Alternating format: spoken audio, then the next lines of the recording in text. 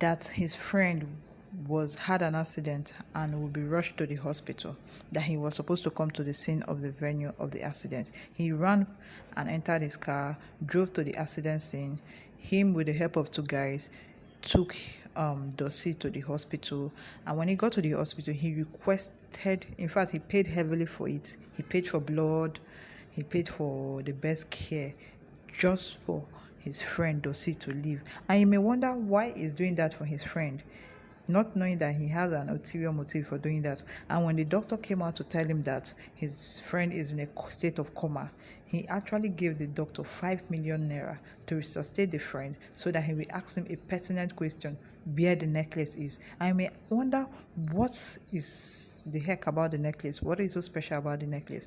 And when the doctor resuscitated his friend Edochie, he was asking where the necklace was. He couldn't talk, and before you know, Edochie gave up the ghost. That was when issues started. Then Afam placed a call immediately to Edochie's wife and asked whether she has heard anything. And the wife was like, yes, that Edochie is at home, he's resting, he had an accident, but he's okay now. And Afam immediately ran to the Edochie's house and immediately went into his room, but there was nobody in the room. And that was when he revealed to the wife that Edochie is dead, and that he actually came to say his last goodbye. That is when the story started. It was later found out that Afam and Edochie were good friends, but who were doing well in their businesses. But Edochie was much more richer than Afam, and Afam really needed this word, needed the fame, needed the power behind all these things. And then he pleaded with Edochie to show him the way. Edochie didn't want to actually show him the way, but after much pleading, he told Afam that a lot of sacrifice need to be done, which Afam insisted on any kind of sacrifice he was going to do. Then he took Afam to a room where there was a strange girl there who was an imbecile, just lying on the bed. And then Afam was like, no problem, I can do that. I can, take anybody and then make the person an imbecile for some time to renew his wealth and, power and fame. And then Edochie took him to a chief high priest, that is their lord, House of Lord rather. And then the House of Lord requested that the first sacrifice would be that of Afam's wife, Afam's beloved wife, which he refused. But after much cajoling and the rest, he agreed to make the wife an imbecile for 39 days. And on the 21st day, on the 21st day, he will now put a necklace around the wife, and then the wife will become normal back again. And then wealth will start coming, contracts and fame and everything will start amassing in millions and thousands. But tragedy rather struck when Edochie died, and Edochie was the one with the necklace. So Afam is in a quagmire, if I'm to put it that way. He doesn't know what to do.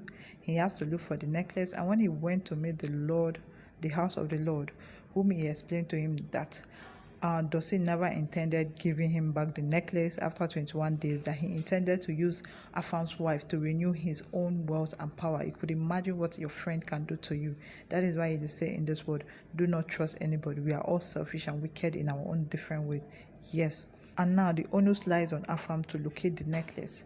And the necklace now has been moving from one hand to another, because when Edochie had the accident, passerby, who is also a farmer, came to the scene and took away the necklace and wristwatch.